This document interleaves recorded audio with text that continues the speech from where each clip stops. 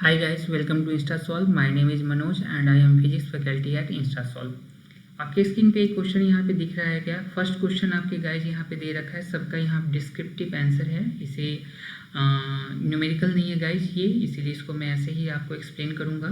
कह रहा है long distance radio waves broadcast use short wave bands why, इसका आंसर ही देना है मुझे। सेकेंड में आपका है it is necessary to use satellite for long distance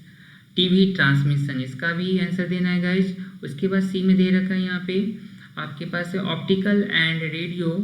telescope are built on the ground but X rays astronomy is possible only for a satellite orbiting the earth, इसका भी आंसर देना है। उसके बाद डी में आपके गाइज है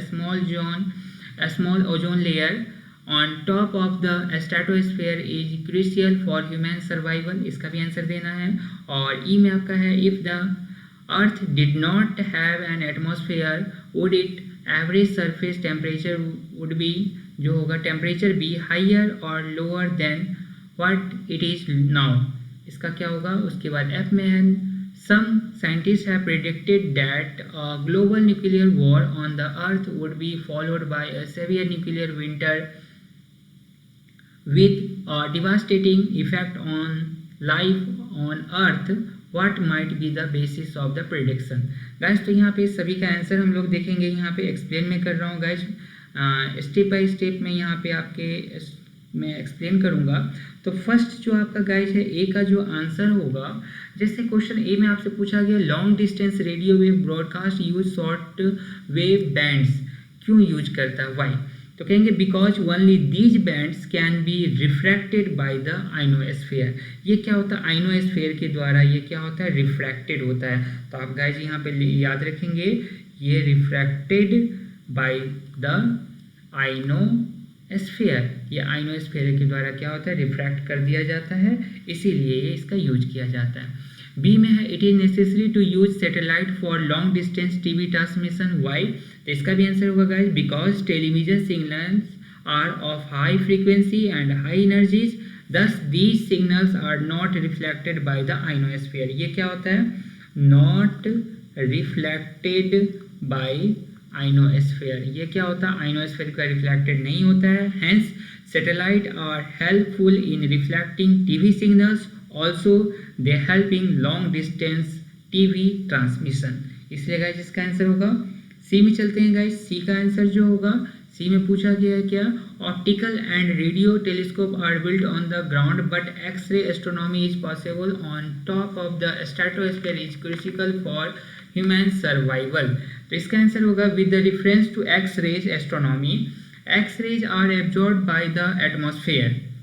however visible and radio waves can penetrate it, hence optical and radio telescope are built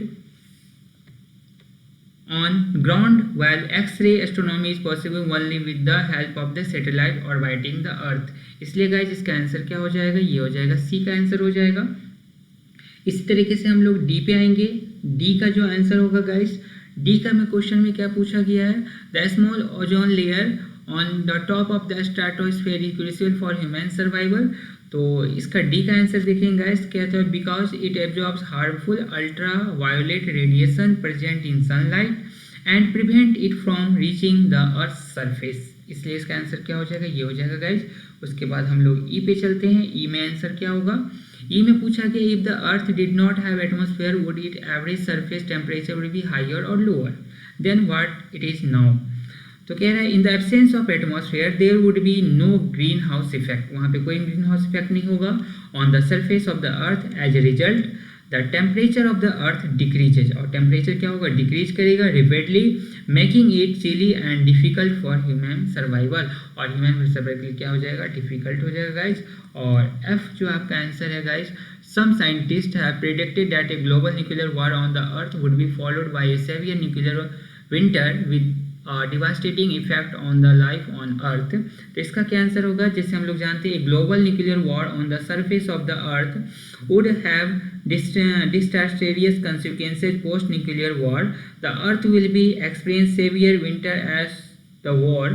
will produce clouds of smoke that would cover maximum parts of the sky, thereby preventing